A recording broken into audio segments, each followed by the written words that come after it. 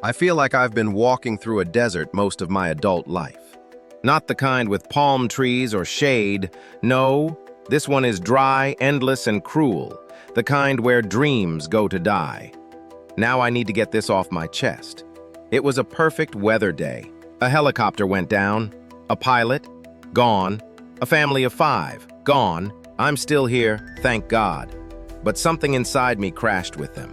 I knew them, all of them. Every face, every soul, and I lost more than just a job that day. I lost a piece of myself. Gone.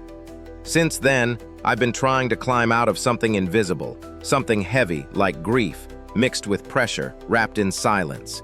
I keep searching for a way forward, but every path vanishes as I walk, and no one sees it.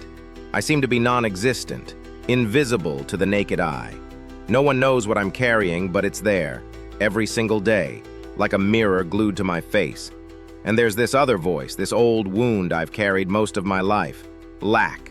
Like I was born under some invisible ceiling I can't break. Like I've been cursed to survive but never thrive.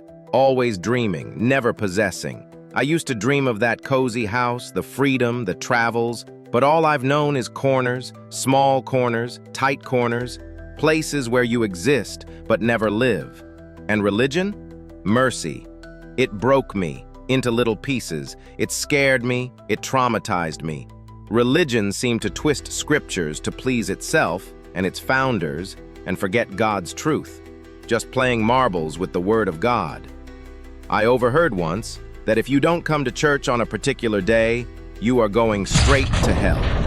That begged the question, who is really going to hell? And who determines that? Man or God? Now I have developed an allergy to religion and fake Bible news.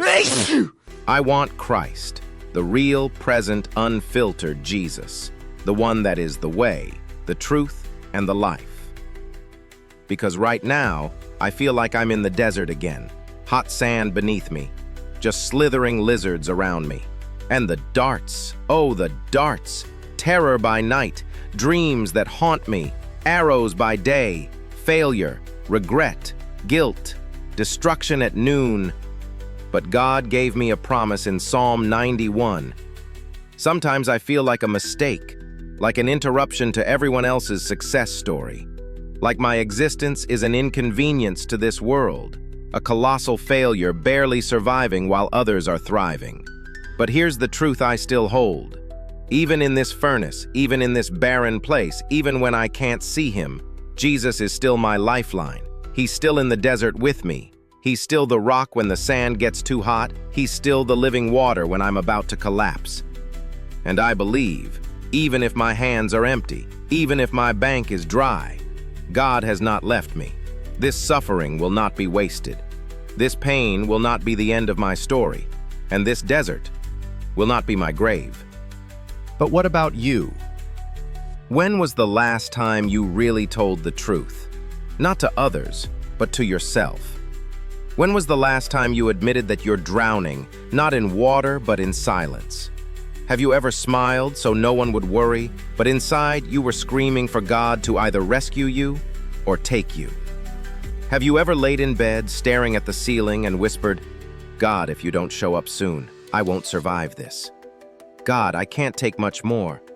You show up. You keep moving. You pretend. But behind closed doors, you're breaking.